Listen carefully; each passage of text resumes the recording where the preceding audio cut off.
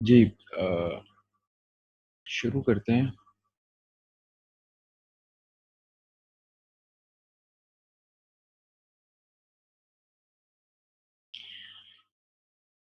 सबसे पहले HTML tag आ जाएगा, उसका क्लोजिंग टैग आ जाएगा,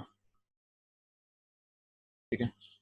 और उसके बाद अब हर एक HTML पेज का स्ट्रक्चर जो है बेसिक, वो ठीक एक जैसा है। हम इस HTML को डिवाइड करते हैं हेड पार्ट में,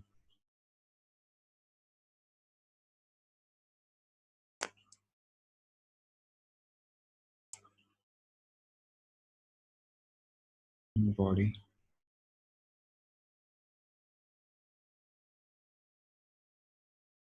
इसको हम सेव करते हैं।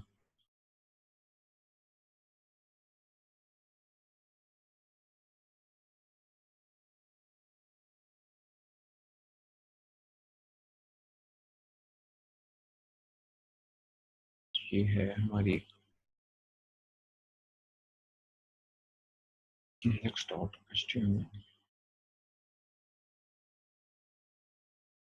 ठीक है।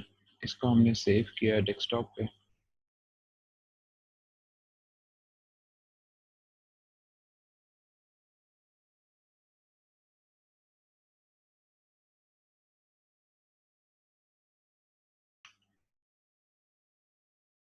ठीक है, इस वक्त एम्प्टी पेज हमें नज़र आ रहा है, ठीक है, जिसका टाइटल भी हमने अभी तक सेट नहीं किया, तो सबसे पहले टाइटल सेट करते हैं। आई होप सबको नज़र आ रहा है।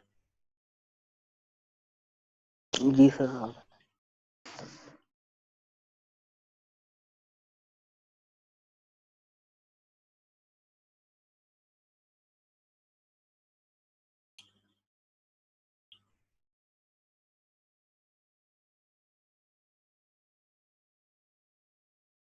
ठीक है, एप्लीकेशन फॉर्म रिफ्रेश करते हैं, देखते हैं कि हमारा टाइटल जो है अपडेट हो चुका है। अच्छा जी, अब आज के दिन में हम क्या पढ़ रहे हैं, हमने पढ़ना है कि वेब फॉर्म्स कैसे बनते हैं, ठीक है। फॉर्म्स की ज़रूरत पड़ती है जब आप यूज़र से डाटा रिक्वायर्ड करते हैं। वो कॉन्टैक्ट फॉर्म की ज़रूरत में भी हो सकता है, वो एप्लीकेशन फॉर्म में भी हो सकता है, वो किसी भी ऐसी सूरत में हो सकता है जहाँ पे आपको ज़रूरत पड़ती है कि आप यूज़र से या जो भी जो ब्राउज़ कर रहा है उससे फॉर्म्स के बारे में उस उनकी डिटेल जो है वो आप लेना चाह रहे हैं और आप चाहते हैं कि वो आपके साथ कम्युनिकेट करें, तो आप जो है फॉर्म्स को यूज़ करते हैं। हम थोड़ा सा आज इनको स्टडी करेंगे कि फॉर्म्स किस तरह से हम HTML में डिज़ाइन कर सकते हैं और मेनली वो किस तरह से जो है इंटरेक्ट करते हैं, क्या एट्रीब्यूट्स होते हैं फॉर्म्स के, इन सारी चीज़ों को भी देखेंगे, ठीक है। सिंपल इसका टैग है FORM फॉर्म, ठीक है, और इसको क्लोज कर देते हैं। ये हम सिंपल से शुरू करेंगे और फिर इसको आहिस्ता आहिस्ता आहिस्ता आहिस्ता एडवांस वर्जन की तरफ मोल्ड करते जाएंगे, ठीक है।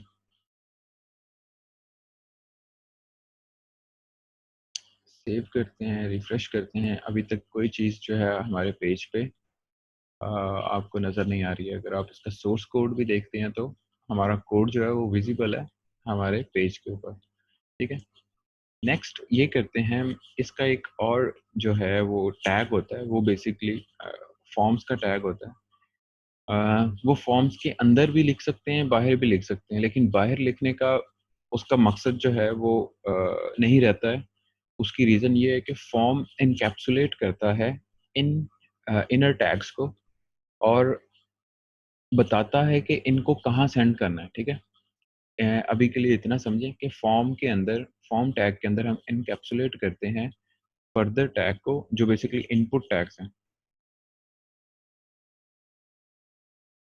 और क्या, ये इनकैप्सुलेट करने के साथ साथ क्या करते हैं, ये इस डाटा को सेंड करते हैं, किधर सेंड करते हैं, जहां हमने मेंशन किया होता है फॉर्म के टैग के अंदर। अभी हमने फॉर्म को सिंपल देखना है कि डिज़ाइन कैसे करते हैं, फिर हम आगे देखेंगे कि किस फाइल को हमने सेंड करना होता है। हम सेम फाइल को भी सेंड कर सकते हैं, सेम पेज को, या हम किसी और दूसरे पेज को भी सेंड कर सकते हैं। फॉर एग्जांपल अगर ईमेल जनरेट करनी है तो हमने एक ईमेल के नाम से फाइल बनाई होगी, या इसी के अंदर ही एक स्क्रिप्ट रखा होगा ईमेल का। वो फॉर्म से सारा डाटा कलेक्ट करेगा और ईमेल का जो स्क्रिप्ट है, ईमेल का जो कोड है, उसको वो सेंड कर देगा वो हमारा डाटा, और ईमेल जनरेट कर देगा। ठीक है, वो पीएचपी में भी होता है और दूसरी लैंग्वेजेस में होता है। हमने क्योंकि पीएचपी में देखना, तो हम इंशाल्लाह आने वाले लेक्चर्स में उसको पीएचपी के अंदर देखेंगे कि एक ईमेल किस तरह से जनरेट की जा सकती है यूजिंग पीएचपी। इनपुट टैग्स मुख्तलिफ किस्म के हो सकते हैं। उसमें सबसे पहले जो है वो हम टेक्स्ट टाइप का देखते हैं।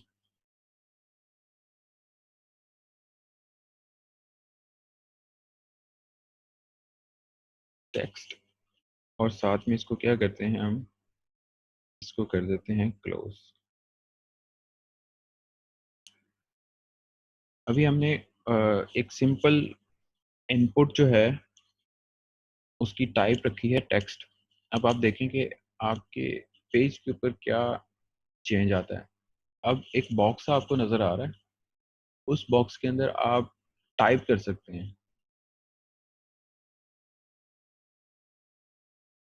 ठीक है, तो ये सिंपली जो टैग है ये क्या कर रहा है, ये टैग कर रहा है एक टेक्स्ट बॉक्स जनरेट कर रहा है, और उस टेक्स्ट बॉक्स में आप टाइप कर सकते हैं। इसकी और भी टाइप्स होती हैं जिसमें रेडियो बटन्स आ जाते हैं और सबमिट का बटन आ जाता है। ठीक है, सबसे पहले दो इनपुट्स बनाते हैं। मैं इसी को कॉपी कर रहा हूँ और सेव करता हूँ। तो आप देखें कि दो मेरे पास बॉक्सेस आ गए हैं जिनमें मैं लिख सकता हूँ। ठीक है, अब मैं दोनों को डिफरेंशिएट कैसे करूँगा। दोनों को डिफरेंशिएट करने के लिए मुझे इनके आईडी बताने होंगे और नेम बताने होंगे। ठीक है, आईडी इक्वल्स, लेट्स सपोज ये आप नाम और ईमेल एड्रेस जो है वो कलेक्ट कर रहे हैं यूज़र से। तो यहाँ पे आ जाएगा नेम, और यहाँ पे आप इसकी,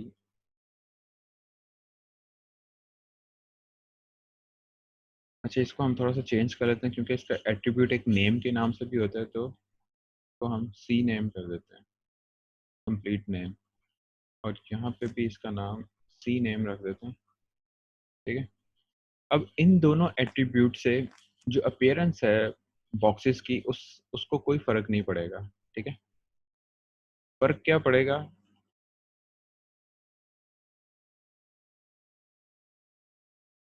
फर्क ये पड़ेगा कि जब ये फॉर्म सेंड होंगे किसी भी पेज को, रिडायरेक्ट होंगे, इसका डाटा जो है वो किसी और को सेंड किया जाएगा, तब इस नाम का, ये अब डिफरेंशिएट करेगा दोनों का डाटा। ठीक है, वो बेसिकली सेंड, इसका जो डाटा होगा टेक्स्ट बॉक्स का डाटा, वो सी नेम के साथ सेंड होगा। ठीक है, वो डिफरेंशिएट करेगा कि ये बॉक्स सी नेम है। ठीक है, और जो नीचे वाला जो बॉक्स है, नीचे वाला जो टैग है वो ईमेल का टैग है। ठीक है, तो वो ईमेल इक्वल्स जो इसमें डाटा होगा वो उसमें ईमेल चला जाएगा। ठीक है, तो कोई चेंज नहीं है। अगर आप इसका सोर्स कोड रिफ्रेश करें तो आपके पास अकॉर्डिंगली टैग्स अपीयर हो रहे हैं।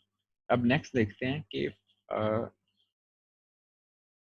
इसमें आप सबमिट बटन कैसे बना सकते हैं इस फॉर्म को सबमिट करने के लिए। तो उसके लिए भी इनपुट टैग इस्तेमाल होता है और उसकी टाइप होती है सबमिट। ठीक है, और साथ में अभी वैसे इतना ही करके देखते हैं, इसकी वैल्यू भी होती है साथ में, लेकिन यहाँ पे आपको एक बटन भी नज़र आना शुरू हो गया जो कि सबमिट के नाम से है। ठीक है, अब इसके बाद ये देखते हैं कि आप इस बटन की जो वैल्यू है वो किस तरह से चेंज कर सकते हैं। लाइक आप सबमिट नहीं लिखना चाहते, आप कुछ और लिखना चाहते हैं, तो वैल्यू, ऐसे क्या रिजल्ट आता है इसका, ठीक है। यानी कि आप अपने बटन का नाम चेंज कर सकते हैं विद वैल्यू एट्रीब्यूट, ठीक है। आप जो भी यहाँ पे लिखेंगे वो वहाँ पे अपीयर हो जाएगा, और ऐसे ही हमारा बैकएंड कोड भी ठीक हो गया। ये तो हमने देखा कि ये बेसिकली क्या है, एक फॉर्म जनरेट हो रहा है जो क्या कर रहा है कि दो टेक्स्ट बॉक्स हैं उसमें, और साथ में एक सबमिट बटन है। अगर इस वक्त मैं इस सबमिट बटन को प्रेस करता हूँ तो होता क्या है कि फॉर्म क्या कर रहा है, अपने आप को रिफ्रेश कर, पेज अपने आप को रिफ्रेश कर रहा है, क्योंकि हमने फॉर्म टैग को कोई एड्रेस नहीं बताया कि वो कहाँ पे इस फॉर्म की वैल्यूज को सेंड करें, ठीक है। हम ये देखें, ये भी मैं आपको एक्सप्लेन करता हूँ कि ये यहाँ पे इस वक्त जो है हमारे एड्रेस बार के अंदर कुछ चेंजेस आपको नज़र आएंगे। ये चेंजेस दोबारा से चेक करते हैं। ये मेरा पेज है, ठीक है। इसमें मैं लिख रहा हूँ हसनात, और हसनात @mail.com, ठीक है। ये मैंने डाटा फिल किया, और मैं जब इसको सबमिट करता हूँ, आपने यूआरएल को देखना है कि यूआरएल में क्या चेंजेस आती हैं। अब यूआरएल क्या कर रहा है कि क्योंकि ये अपने आप को, अपने ही पेज को ये डाटा सेंड कर रहा है ये फॉर्म, तो ये यूआरएल के अंदर चेंजेस कर रहा है। क्या चेंजेस कर रहा है कि at the end question mark के बाद ये जो हाईलाइटेड है ये ऐड कर रहा है आपके यूआरएल के अंदर। वो क्या है, c name equals Hasnat and email equals Hasnat at mail.com। ये वैल्यूज वो सेंड करता है फॉर्म किसको, क्योंकि यहाँ पे हमने फॉर्म के अंदर कोई एट्रीब्यूट नहीं दिया हुआ, कोई और पेज नहीं दिया हुआ जिसको ये सेंड करेगा, तो ये अपने आप को इस टैग की वैल्यू और इस टैग की वैल्यू सेंड करता है इन यूआरएल। अच्छा, ये दो तरीकों से जो है ना फॉर्म वैल्यू सेंड कर सकता है। वो कौन से दो तरीके हैं, एक गेट फॉर्म है, एक है पोस्ट फॉर्म। हम उनको भी देखेंगे फर्दर जब हम उस एट्रीब्यूट को डील कर रहे होंगे, तो हम उसको भी देखेंगे।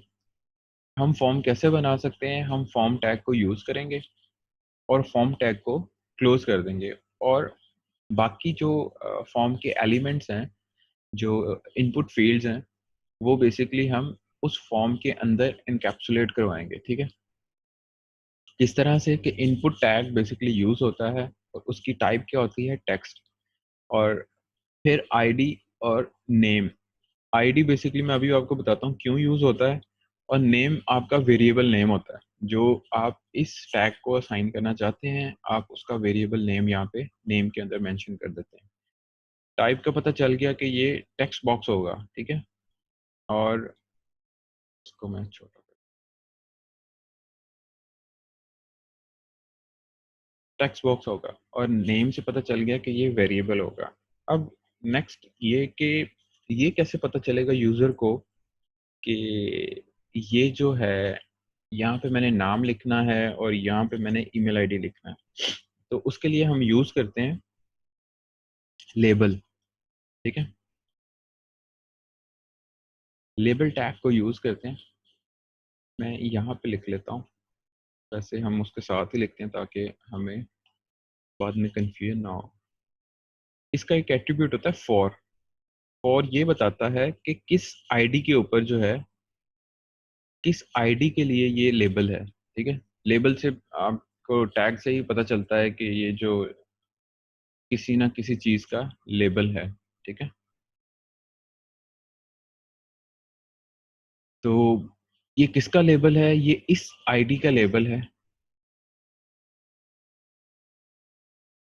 Sorry inverted commas. और साथ में इसके और एट्रीब्यूट्स क्या हो सकते हैं कि आप इसको क्लोज करते हैं, साथ में क्या करते हैं, इसका क्लोजिंग टैग लिखते हैं, ठीक है, यहाँ पे। अभी इसको सेव करते हैं और रिफ्रेश करके देखते हैं कि क्या चेंजेस आती हैं। रिफ्रेश, कोई चेंज नहीं आई। उसकी रीज़न ये है कि यहाँ पे जैसे हमने बाकी टैग्स को उसका कंटेंट एनकैप्सुलेट करते हैं उस टैग के अंदर, तो इस टैग का क्योंकि ओपनिंग और क्लोजिंग है, तो हम जो भी इसके इन बिटवीन लिखेंगे वो बेसिकली डिस्प्ले होगा, ठीक है। कंप्लीट नेम, मैं यहाँ पे सेव करने के बाद रिफ्रेश करता हूँ, आप देखें कि इसके साथ जो है वो कंप्लीट नेम लिखा हुआ आ रहा है अभी। दूसरा हमारा यहाँ पे आना चाहिए, तो इसको मैं क्या करूँगा, यहाँ पे ईमेल एड्रेस या सिंपल ईमेल लिख दूंगा, ठीक है।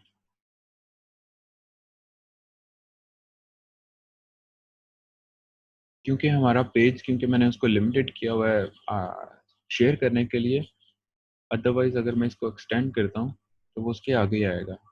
आप इस फॉर्म की वैल्यूज़ को जो है वो रीअरेंज कर सकते हैं यूजिंग CSS।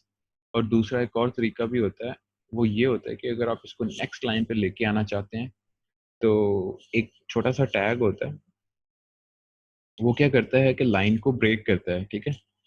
तो उस टैग को हम BR के नाम से लिखते हैं, ठीक है।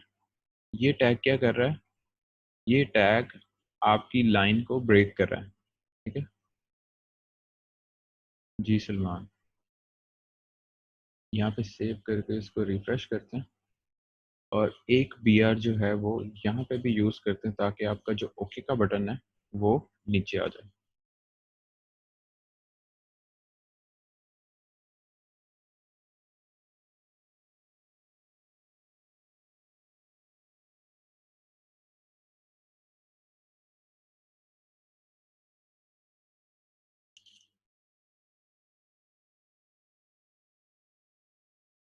बाकी आप इसको अलाइन भी कर सकते हैं यूजिंग, आप टेबल भी यूज़ कर सकते हैं इसके अंदर, क्योंकि अलाइनमेंट के लिए सबसे बेस्ट जो है हम टेबल को यूज़ करते हैं, चाहे वो बूटस्ट्रैप हो या सिंपल आपकी HTML हो। तो हम टेबल को यूज़ करते हैं ताकि आपकी फील्ड्स जो है ना वो अलाइन रहें, आपका जो लेबल्स हैं वो प्रॉपर आपको लेफ्ट अलाइंड नज़र आएँ, या राइट अलाइंड आप चाहते हैं तो वो नज़र आएँ। आप जो टेक्स्ट बॉक्सेस हैं वो भी आपको अलाइंड नज़र आएँ। इस वक्त क्या है कि जहाँ पे ये लेबल फिनिश हो रहा है, वो वहीं पे साथ ही आपको ईमेल का बॉक्स जो है वो नज़र आ रहा है, ठीक है। अब हमने क्या किया, हमने दोनों टेक्स्ट फील्ड्स को लेबल असाइन कर दिए, ताकि हमें नज़र आए कि क्या वैल्यूज़ हमने अपने टेक्स्ट बॉक्सेस के अंदर सेंड करनी है, ठीक है। थोड़ा सा हम फॉर्म के एट्रीब्यूट्स को देखते हैं नेक्स्ट।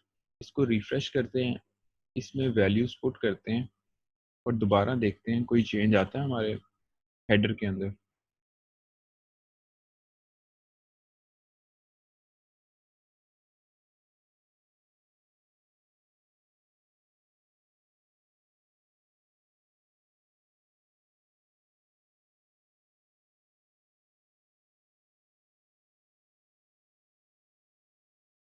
तो लेबल्स के साथ कोई ख़ास चेंज नहीं आया, ठीक है। तो ये आपकी अपनी आइडेंटिफिकेशन के लिए भी होते हैं। अच्छा, फॉर्म के कुछ एट्रीब्यूट्स होते हैं जिनमें से एक होता है एक्शन। एक्शन एट्रीब्यूट क्या करता है, ये बेसिकली यहाँ पे आप उस पेज का नाम लिखते हैं जहाँ पे आप इन वैल्यूज़ को सेंड करना चाहते हैं।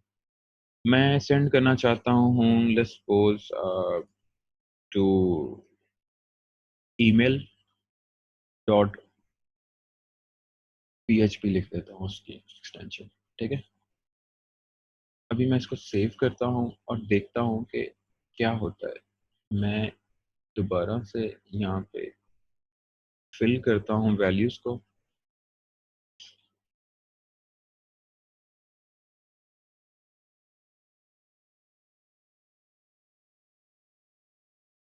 और इसको जो है ओके करता हूँ। तो अब क्या हो रहा है, अब एक फाइल नॉट फाउंड का पेज जो है ना मेरे पास ओपन हो गया। उससे क्या हो रहा है,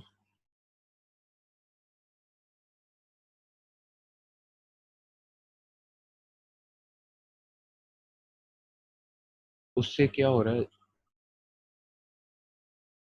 उससे ये हो रहा है कि अभी ये क्या कर रहा है कि email डॉट php की फाइल को इसने एक्सेस किया और उसको ये वैल्यूज जो है ना वो सेंड की हैं, ठीक है। अब आप नोट करें कि आपने फॉर्म के जो एट्रीब्यूट को यूज किया है, एक्शन को, ठीक है, वो फॉर्म क्या कर रहा है, जो कि पेज किस पेज पे था, index dot H T M L के ऊपर आपका एक फॉर्म बना हुआ था।